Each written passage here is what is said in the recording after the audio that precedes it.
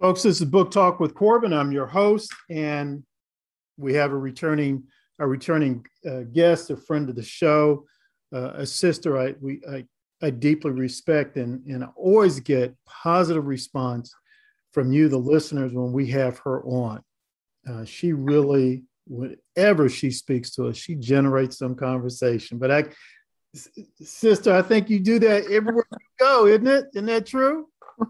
Well, maybe not everywhere I go. But Sometimes I actually go to sleep. But then again, you're right. Maybe in my mind, I'm fighting with myself in my dreams. But I think that God has called me to look for truth. I have to discover truth. And in fact, in my new television show that I do every week, my little handle is we're sorting through the noise of the news to find truth.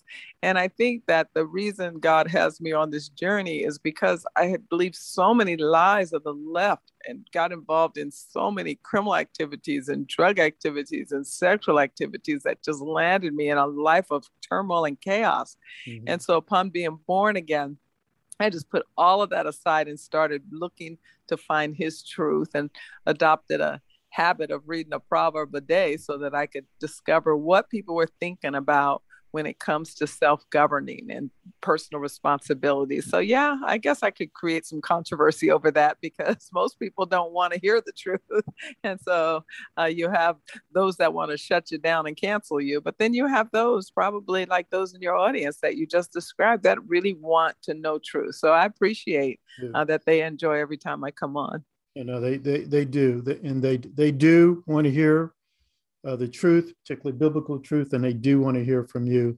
And I want to do everything in my power to see to it that more people hear from you. Sis, I had originally scheduled to talk about Israel, but you had just mentioned an article I have not had the opportunity to read yet, but you said you just finished an article on the Biden administration and the situation that just popped off in Afghanistan. Is that correct? Right. I have a nationally syndicated column that I've been writing now for creators for about 10 years. And prior to that, I was with Script News Service. So every week I have to finish that. And so this weekend, of course, I was looking at, like most people, turned attention to Afghanistan. So you haven't seen it yet because it just gets to my editors on Tuesday mornings, and then they post it out, and then it goes all over the world, actually, and throughout the country for people to read. The thoughts of Star Parker. So I put my thoughts down on this debacle in Afghanistan and how it's just symptoms of a confused America. You know, when we think about what has gone wrong and this embarrassment that we're all feeling and remorse and loss, it's not in a vacuum. It's connected to the left and the way that they see the world. And, you know, President Biden was right in his speech that, that it was just a long legacy of American involvement that preceded him. But what he forgot to say is that every president comes in with things that preceded him. And now it's up to that new president to apply his principles and his policies. And what we saw yesterday was an application, or over this weekend was an application of President Biden's principles and his policies. And they are very weak. They were very confusing, and they're humiliating for those that really believe that foundational principles of self-governing, foundational principles of freedom. In fact, I like to coin it in 3 C's: the principles of Christianity, the virtues of capitalism, and the rule of law. And a constitution can work for anyone, anywhere. A pluribus unum is a good idea when you're talking about traditional norms that will keep people's lives in peace. Well, when you're dealing with people that come from a different perspective, that all of their worldview is rooted in outcomes because they think they are equal to God, they think they know everything God knows, then you're going to have them approach even foreign policy from that perspective. And that's exactly what we experienced over this last few days, and looking at the horror as a result, because as America went into Afghanistan, we were clear. In fact, I mentioned in my column what President Bush said when we went there, after we were all still looking at and feeling the emotions of September 11th, 2001. most of us know exactly where we were and exactly what we were doing at that moment. And when President Bush spoke into the country, he told us why we were going to Afghanistan and why we were going into the Middle East. And it was to protect the interest of America. We knew that. We were clear on that. But when Barack Obama took us back to Afghanistan after that mission was done to start nation building. Now, I didn't get into all this in my column because I only have 650 words, but we all can, those of us that are following this can see that that was the turning point, because now you have a different worldview that thinks that we can micromanage other people's lives. And frankly, another thing I didn't mention in my column, Corbin, is that you look at the mentality, and everyone's now being very critical of those guys that were so quickly to lay their weapons down as soon as the Americans were leaving. Well, when you think about the worldview of the Obama administration and now the Biden administration that says your problems are somebody else's fault, you have to be dependent. That welfare state mentality is what we viewed when the minute Americans weren't going to be there for them, they didn't know what to do. And that's one of the problems that we're having here at home. That welfare state mentality has led an entire generation of Americans to not know what to do, how to self-govern. And so as a result, we're in a cancel culture environment. We're in a woke environment. Our private lives and businesses' lives are not free from government. It's in every aspect. It tells us what marriage is defined as now. It tells us it's okay to kill off in the womb what God calls his reward. So the list is long. Oh, and then nothing to mention, which I did mention in my column, the federal dole and the expansion there. So I think that at the end of the day, it's hard for us to conclude for Afghanistan and what we should be thinking about abroad if we are so unclear about who we are as a people and what we believe at home. Wow. Powerful, powerful statement. Folks, this is Book Talk with Corbin. I'm speaking with Star Parker. She's the author of many great books. Go to my website, booktalkwithcorbin.com. I have a couple of other interviews of her. And in one of those interviews, I think we clearly state, give you information how you can obtain some of her books. And I also will be doing a review of one of her books in the next couple of weeks. Sis, as I was watching, those photos of those people so desperately trying to get out of Afghanistan, did you see any sort of parallel or comparison to what happened when we came out of Saigon, came out of Vietnam?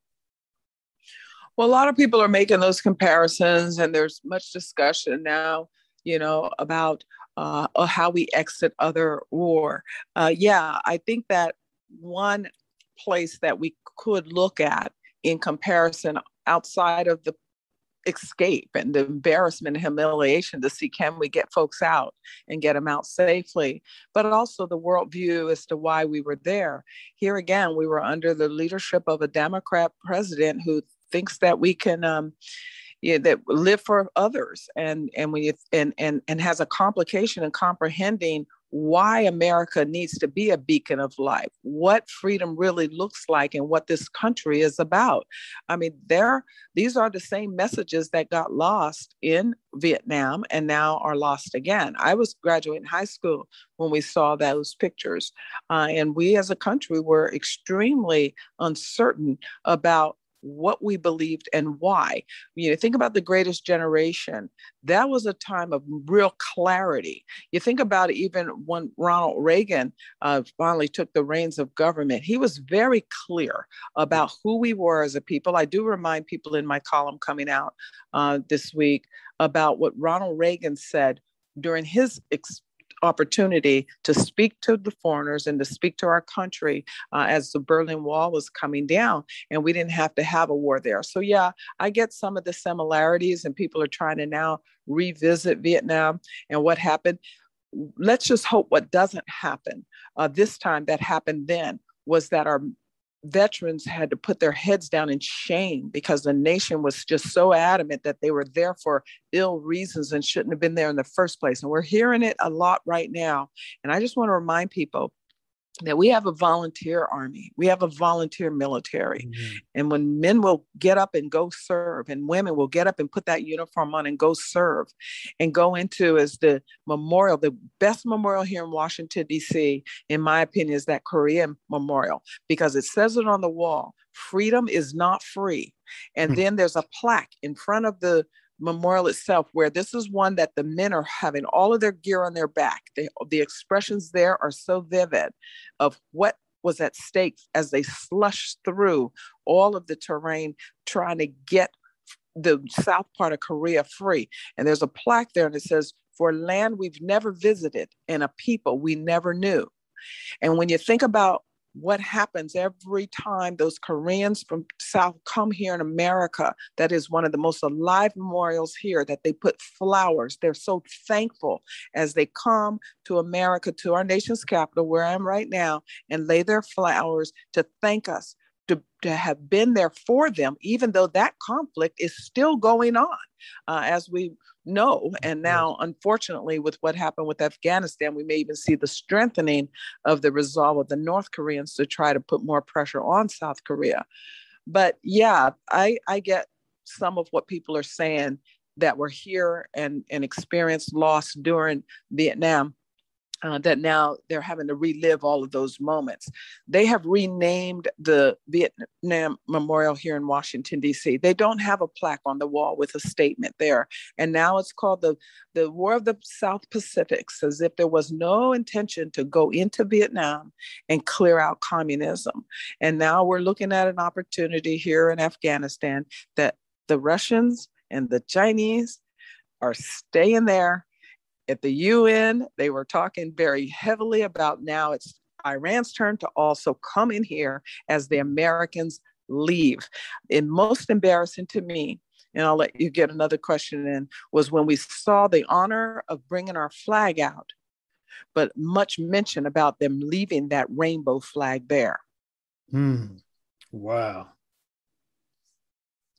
Sis, let me ask you something. Have you given any serious consideration to running for public office? I have not, since I did, because I attempted in 2010 when the Tea Party wave was in the country. There were many that were thinking that the wave may have also come to California, which is where my residency is. And so I was talked into going into a district that I didn't live in to see if we could take away a seat from a very vulnerable congressional leader. I think that while I learned much from that experience, I think one of the biggest lessons is to not get out and do something that God hadn't asked you to do. I knew that I'd come to Washington to establish CURE, the work I do today, CURE Policy, the Center for Urban Renewal and Education. And I put that on hold to go back to California with the excuse in my mind that whether I'm in the inside or the outside, the principles that I'm working with and the policies that I want would not change. And I did think that maybe I should go inside and try to get some things done. But the reality is that the congressional voice here is just that, a voice and one vote.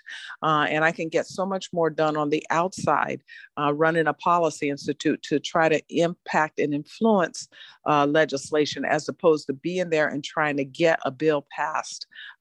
Most of us know that this has gotten very, very difficult, especially now with the breakdown of civil society and the picking of one side or the other. Is very difficult for any congressional leader to get something done, and especially that they're only here 2 years. I was just over the weekend in Wyoming with some dear friends that I hadn't seen in a long time because they were in the Congress, but they had 2 years.